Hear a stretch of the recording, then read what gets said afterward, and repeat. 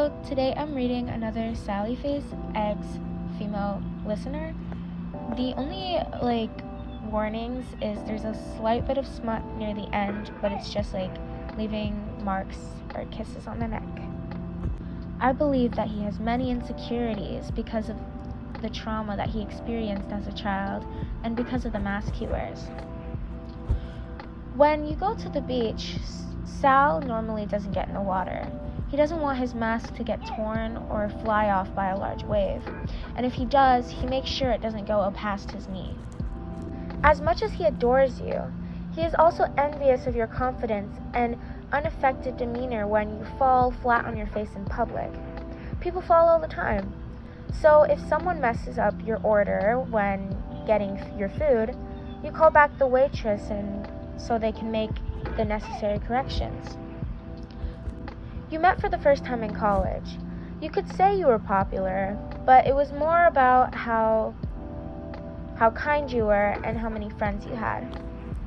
You were well known, but not everyone knew you, and not everyone wished to be you. So you were sitting in chemistry as the quote-unquote popular girl, next to the quote-unquote quiet guy.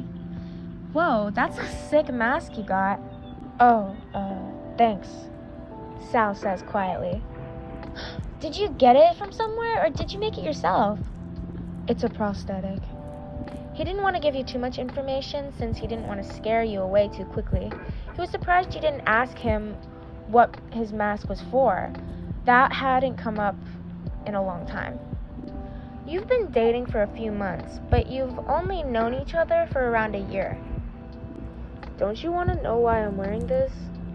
I mean, yeah, I've always wondered, but you hadn't seemed at ease talking about why you wear it or what happens, but I think you'll tell me when you're ready. It took him some time. He removed his mask fully about 5 months into the relationship. He was absolutely stunning.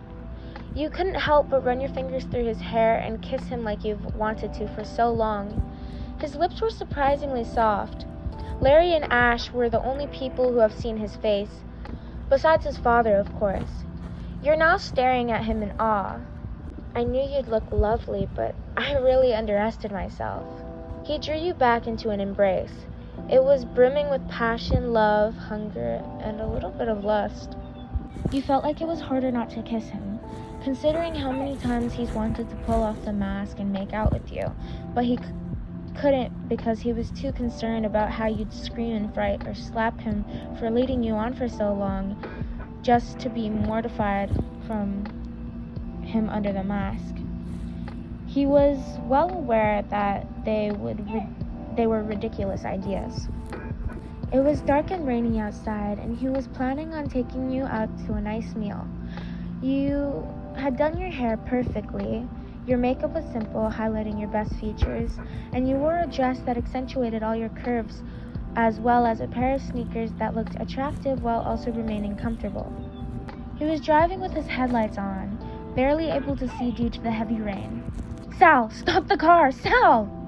He pushed on the brakes, forcing himself forward as you jumped out of the car. A cat was freezing in front of the car. It was dark, wet, and shivering. You ran to grab a hoodie from the back of the car and draped it over the kitty.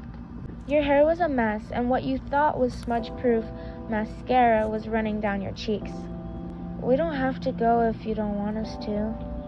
No, I'll just put my hair up and clean off my makeup. You walk into the restaurant, gearing strange looks as if you'd been living on the streets. A table for two? The night finished with you leaving marks all over him and him biting onto your neck, which was okay because you'd be willing to wear anything that claimed you as his. And the end. This one was a pretty short one, but nonetheless, I hope you guys enjoyed it just as much as I did. Have a good day or night, and thank you for watching.